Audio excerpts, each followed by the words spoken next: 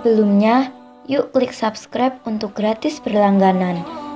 Lalu, tekan tombol lonceng untuk mendapatkan pemberitahuan video terbaru. Dan jangan lupa like dan share ya sob. Sebelum tidur kita membaca surat Al-Ikhlas.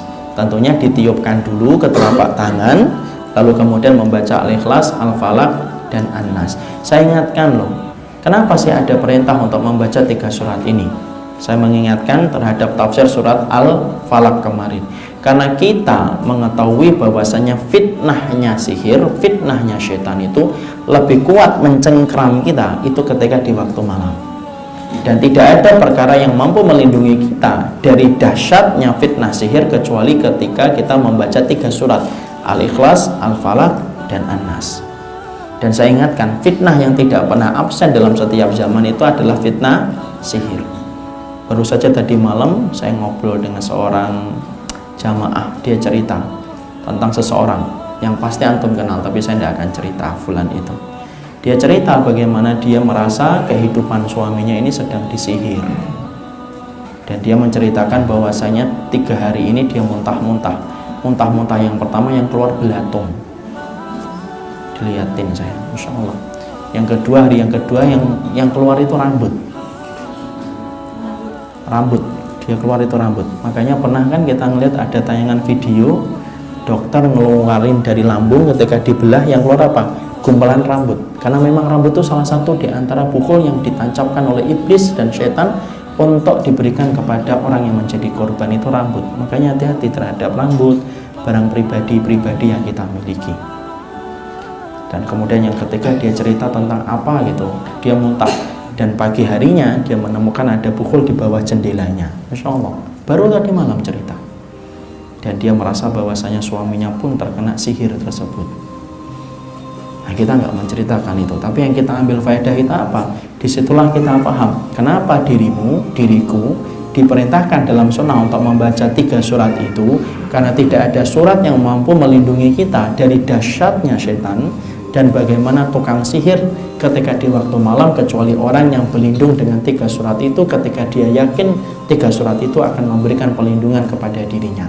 Tapi ingat, harus diimani, bukan disugesti ya, karena bahasa iman itu bukan bahasa sugesti, harus diimani. Dan antum harus paham, tidak semua orang yang melihat ana dan melihat antum matanya itu mata ridho.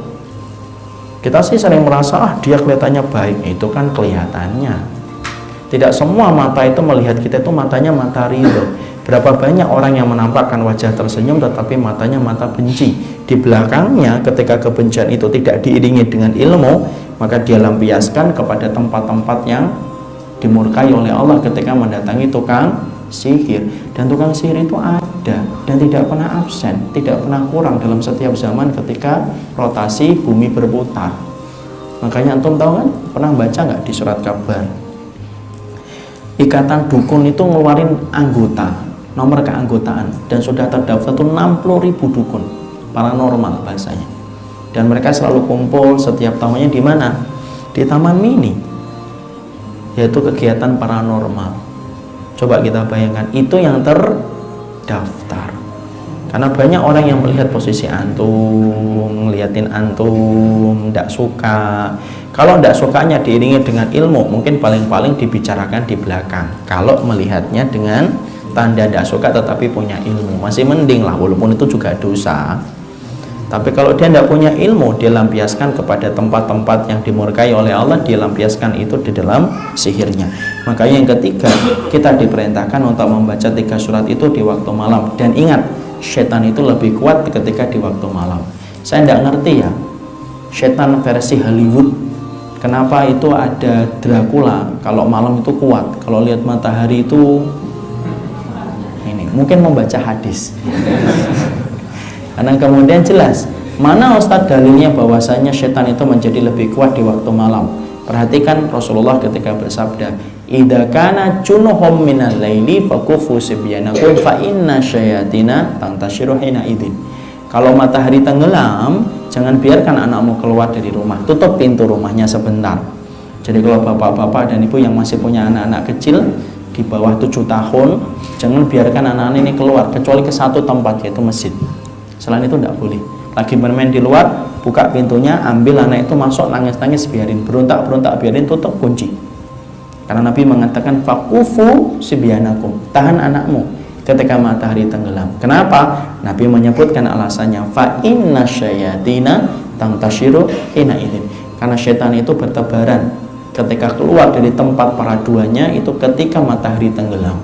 Jadi ketika matahari tenggelam, muncullah setan itu dari tempat peraduannya masing-masing, dan mereka kekuatannya lebih besar di waktu malam. Makanya kita disunahkan untuk membaca Al-Ikhlas, Al-Falaq, dan kemudian